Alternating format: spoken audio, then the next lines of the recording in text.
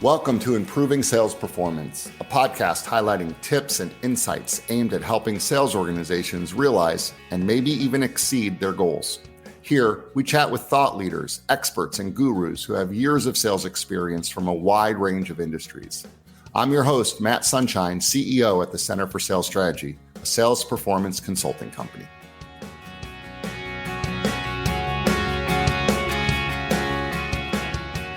In this episode, we're discussing how to ensure your sales teams are focused on the right sales activities to drive performance. Joining me to discuss that and so much more is Jeff Clewett, Director of Sales at Bonneville Denver, and Emily Estey, VP Senior Consultant here at CSS. Both offer some amazing points to think about, like why too many sales managers treat everything as an emergency when they need to be prioritizing and filtering the right information for their teams. How target drives can help put a spotlight on the activities that actually make you money. And finally, if you're coaching Michael Phelps, you're not going to teach him how to run. With that, let's start the conversation.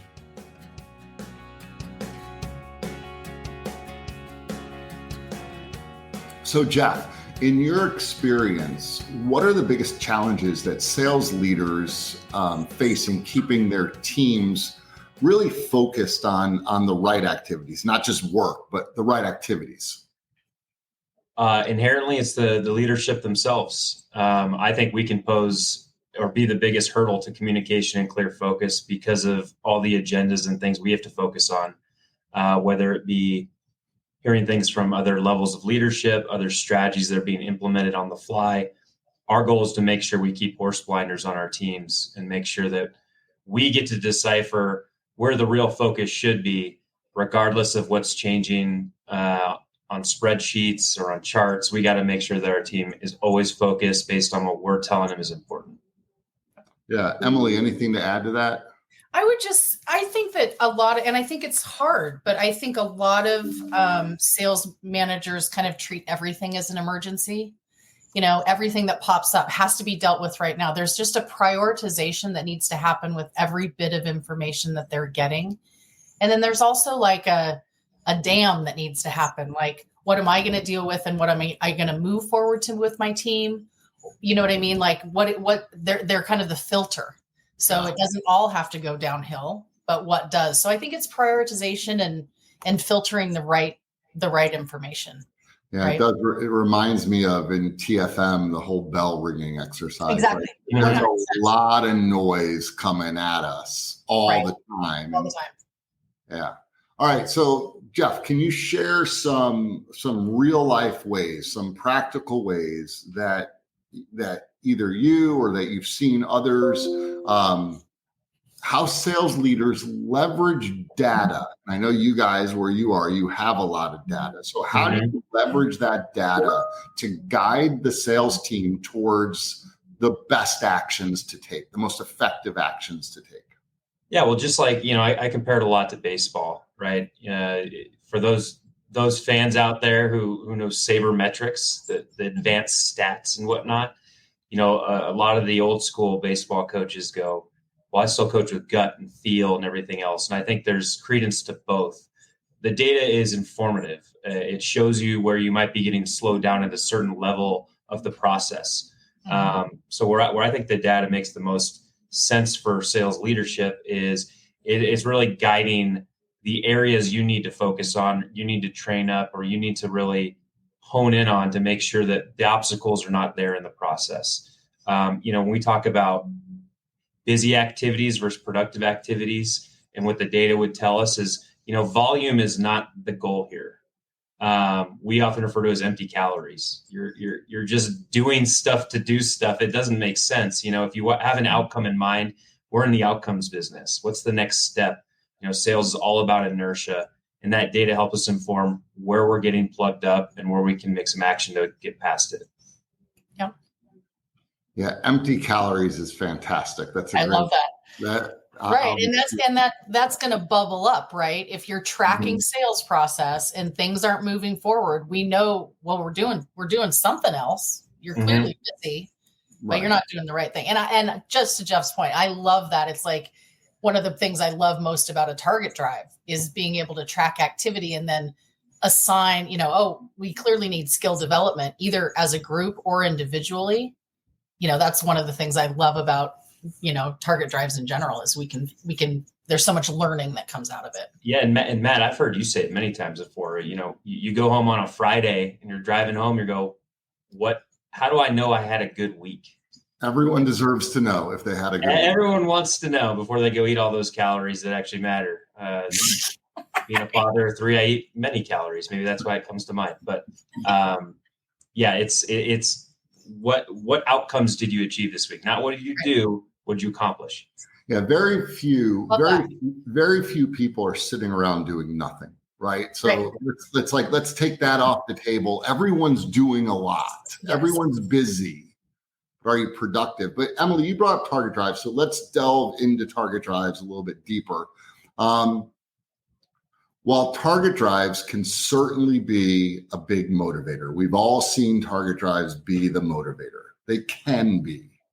Sometimes, though, they can lead to focus. They can lead people to believe that the focus is on quantity over quality. So how can sales leaders utilize target drives effectively while still making sure that they're encouraging the really good, tried and true selling practices? Who wants it? Go ahead, Emily. I was just thinking about, we did a target drive, a really very successful target drive in Denver last year. And I think part of what we did, Jeff was hyper focused on making sure that we were talking to quality prospects. And I actually came into the market and helped the teams identify, they came to me with their list and we were like, yes, no, yes, no, yes, yes. These are so really diving in. If you're not starting, this is going to sound obvious, but if you're not starting with the quality, it's just not going to work. And I feel like by really choosing the right prospects, that target drive went really by the AEs choosing the right prospects, that target drive went really well. It started on the right foot. Yeah, I think from what we learned last year and years past of doing this, and they've all been successful every time we've instituted a target drive, is again, it goes back to question one, right? We're getting everyone back on one singular focus. Yeah. At this point in time, the quality of who you're talking to, it's almost like a confessional, right, Emily? Where we get them in there, we're talking, and you see about 5 of the targets that were on there for 3 months just disappear.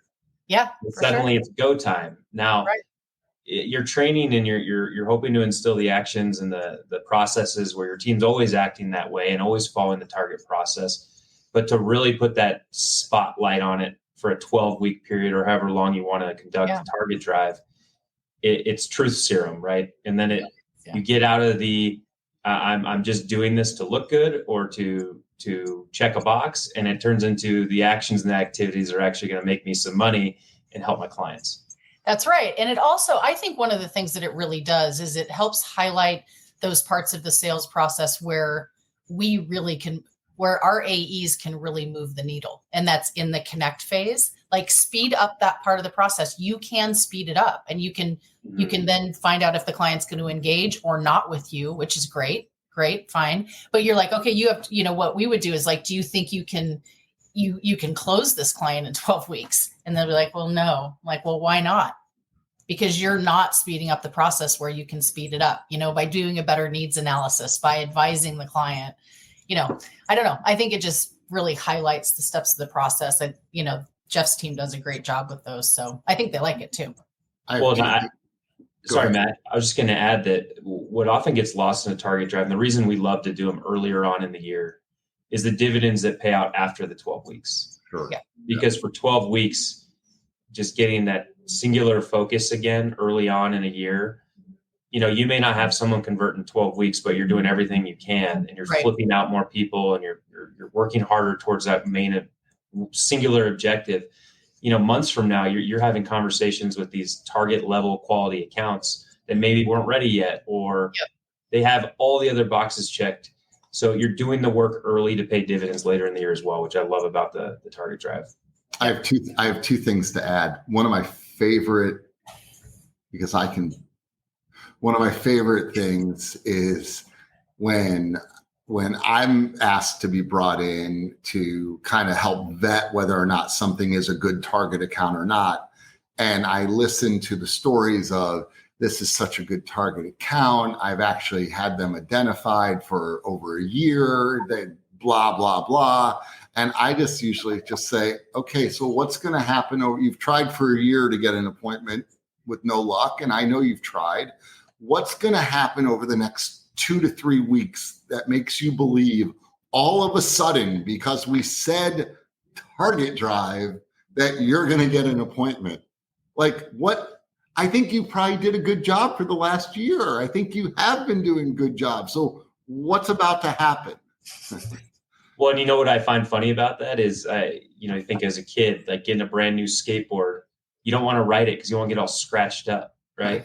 Right. So they find this target, they work so hard because they're not easy, right? It's not an easy process. They're not to identify easy. these. If we all did it, we'd all be on a beach somewhere, right? Right. Life would be easy. It's not easy, but once they get them, they're afraid they'll burn them out with the touches. They're afraid. But then when you actually have them go, okay, it's time to do the touches. It's time for the target drive. Some of those come to fruition because now you're following the rest of the process. Right. Say, okay, yeah. Baby guarding it from ruining this opportunity that you worked so hard to identify. So I think I love that as well. I've been waiting for the right moment. Okay. One other thing though, a little pet peeve of mine that I'll share, sales pet peeve that speaks to speeding up the process. And I think that if everybody adopted this, it would speed up the process. Why do salespeople find it necessary to say, well, how about we get together same time next week? I don't understand why same time next week is allowed. Why not same time tomorrow?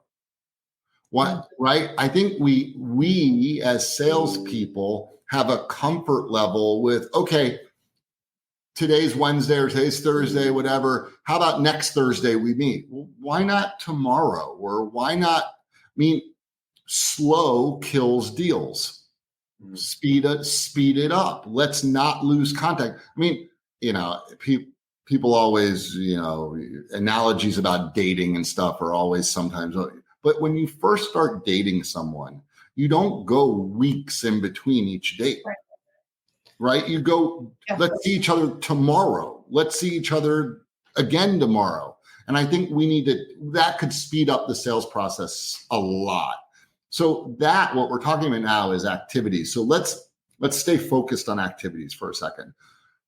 The right activities require consistent action. What strategies do you guys think, and Jeff, I'll come to you on this one. What strategies can sales leaders use to create a culture within their team where focusing on the right activities, not just any activities, but the right activities becomes a habit, a daily habit? Well, here we try to focus on, the old carrot or the stick, right? We don't want to be in the business of punitive actions or anything like that. We want to reinforce good behaviors, and that's what builds the culture and builds habits, right? So for us, it's about identifying those things that we think move the ball the fastest and the most. Things like you identified, Matt, about the speed in which you can get back to a client or stay in front of them, or the amount of proposals you can get out versus the amount of calls you're making. There's certain actions that really tell the story, and for us to highlight them every week in sales meetings, to have a scoreboard that shows people doing a great job in these certain areas that may not hit the dollars yet, but they show the KPIs that lead to dollars, more so than the volume, the empty calorie activities of calls and emails and the rest of that stuff. So really focusing in and highlighting and rewarding the behavior we want to see. Just like any good habits, you want to have little check marks along the way that you feel like you're on the right path and you're being rewarded for it. That's important to us. Emily, what are your thoughts on this? I think it comes, and we're going to start some of this work in Denver, but I think it comes back to, really focused IFMs on the right behaviors. So the things that we're talking about are what our people are going to pay attention to. Right. I think it's that simple. Always. So, I'm not trying to Pollyanna this, because I know there's emergencies. I know there's things that pop up, but it's really the job of a sales manager to be like, okay, is this the, and with Jeff, it starts with the objective. Is this going to get us, the farthest, fastest? Like, is this activity right now? Check that box, I think is really smart. But I also think, what we talk about is what our people are going to do. And I think that starts with an IFM. But that's my humble opinion. Talking about target accounts, talking about, keys, growth in key accounts. But yeah, that's whatever the drumbeat is of the sales manager is what the sales department does. Exactly. In almost every situation that we look at, that we see, that we talk about on this podcast, if it's what's important to the sales manager becomes what's important to the team. Mm-hmm. Always.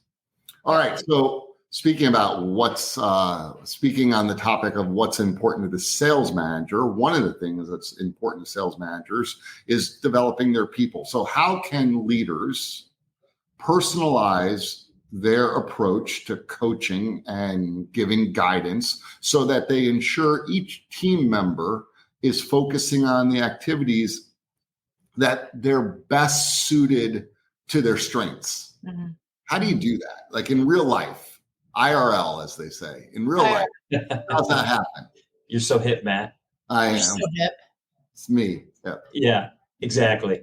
Well, I think a big step of that is the people I'm talking to on this call. I mean, CSS has a model with the STA platform to understand people's personality types, their strengths, their weaknesses. We've always talked about, I think of Beth when I think about this, Matt, is, the Michael Phelps philosophy. You're not going to teach him to run if he's a great swimmer. So I think Emily and I have been on many calls, and we talk through it, and we strategize around that data. So going back to the data points and go, well, this person it has a high sense of achievement. So let's find a way for them to feel the victories and feel they're accomplishing something every step of the way. But maybe somebody else, they're really driven by competition. How we put them in a model or some kind of setting where they feel they're competing against their peers and they're feeling that motivation. So the individual strategies is critical. Sales is not one size fits all. Everyone has different strengths. Everyone has different weaknesses, but really it's about leaning into the strengths, not addressing the weaknesses. If you're Michael Phelps, we're going to go swim, and we're going to swim hard versus telling you to go jump or run a lap or something else. Mm-hmm. What would you think, Emily? I was just thinking about, we did coaching with one of Jeff's sales managers, and she has an innate sense of talent. And she was motivating people like naturally, like based on, which was super, super cool, really cool. Mm-hmm. But that what a great superpower to have, right? Yeah, I know it's a superpower, but I did like a few coaching sessions with her, and it was just validating what she already was doing, which was really powerful for her as a manager to know that she was kind of doing the right things naturally based on people's individual talents. But Jeff and I talk about this a lot. Like, we are really engaged in the talent piece. And I think, and so are his managers. Like, they really want to find out how they can motivate the team, both based on consistent talent across the board, but really focused on how to manage individuals. And I just think it makes people feel really seen. If you're really talking to people how they want to be talked to, that's broad, but I think it really makes sure people feel like you care about them, and that you're motivating them in a way that's really just easy for them to comply, right? Yeah. Just easy for them to do. I love that you brought in validation there too, because I think that's a big piece of it. Right. Am I doing the right things? It's not always an exercise, and you need to do it completely differently. But if you're a manager and you're struggling with certain people on certain things, knowing there's a lever there that presents itself that you can pull, right, exactly that will have an impact, is incredibly helpful and gives you a lot of hope that you're heading in the right direction. 100%. I'll add a couple of things to this point. Number one, telling people what to do is not coaching them. Right. it's telling people what to do. And sometimes that's necessary, but that's not coaching. So we should distinguish between the two of them. And one of the biggest one of the best ways to coach people, but often the most underutilized way, is to acknowledge what they're doing right, to share with them the good stuff that they're doing. And we see this in TFM, in Talent Focused Management, the workshop, where we ask people to give someone feedback. And sure enough, all the feedback that they give is what the person's not doing correct. And there are probably things that the person's not doing correct that need to be coached up. Right. But the person did a lot of things that were correct also, in training ourselves to spot the good. Is something that we can do to personalize our approach, especially if we know what their natural strengths are. And now we can comment on, hey, you did a great job motivating that person. They came in here feeling one way, they left here feeling another way. Awesome job motivating that person. I mean, if you know that that person has strength there, now you just complimented or told them specifically what they did or how they changed someone's behavior. They're gonna love that. They're gonna and thrive because of it. Emily, yeah, for sure. I was just gonna say, I started this when my kids were first teenagers, and it was the see something, say something.